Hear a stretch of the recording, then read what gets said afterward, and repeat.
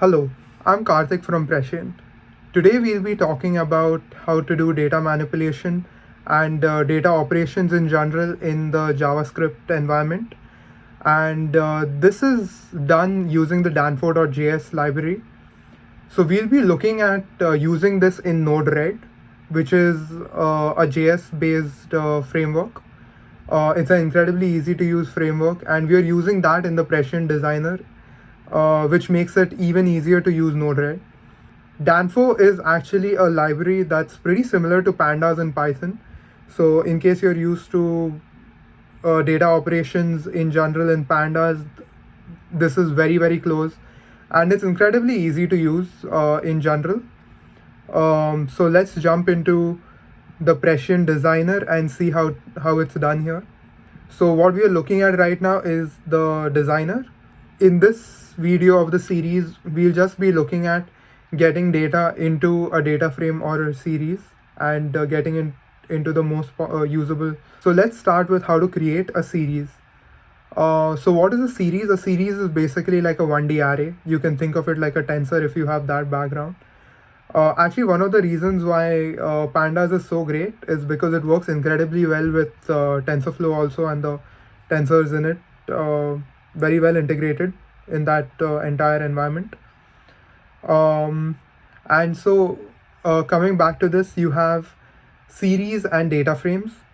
And so basically a data frame is a collection of series.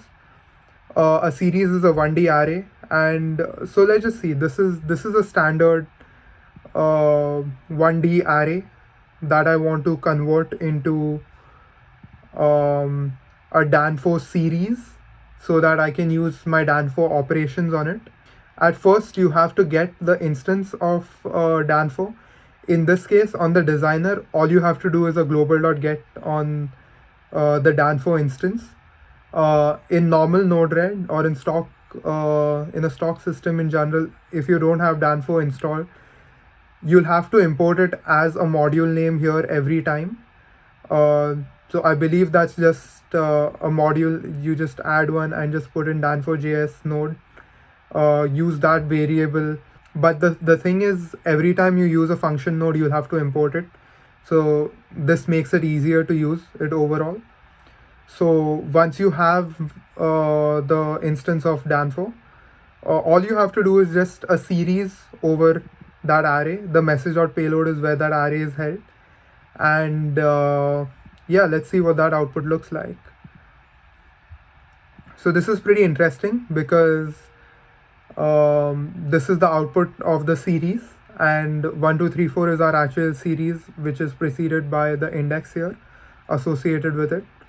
And the best part about this is that it comes out as a payload. So effectively, even though this is saved as a series, you can still continue your normal manipulations on it if you want. This is followed by creation of a data frame. And over here, what we have is, so let's look at what a data frame is for. A data frame is it's like a table. So effectively a bunch of series put together. And in this case, this is a pretty simple example. Maybe you have one array which represents the temperature. And you have one array which represents the pressure, just very arbitrary values. So effectively you have them generated from two different sources, and then you want to join them and you create a data frame out of it. So this is how you would do it.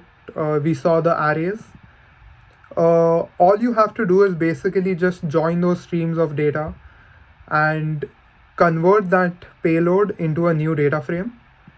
And it's pretty easy to use overall. Let's see what that looks like. So this is temperature.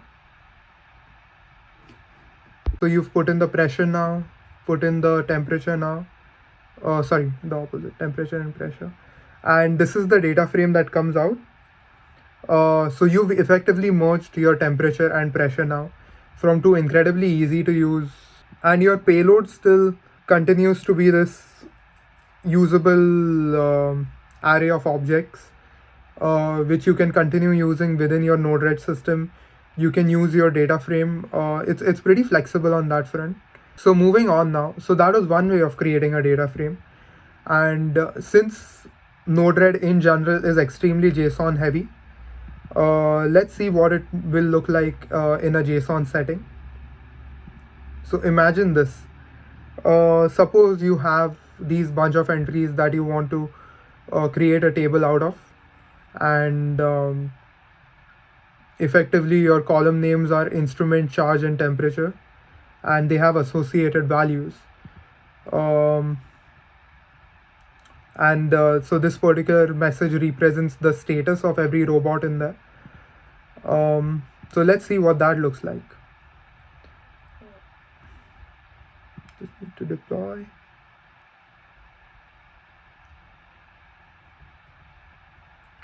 Yeah. So since it's deployed now, over here what's happening is, again, we are just getting that Danfo instance, incredibly easy. And all you have to do is put it through a data frame instance, and let's see what that output looks like.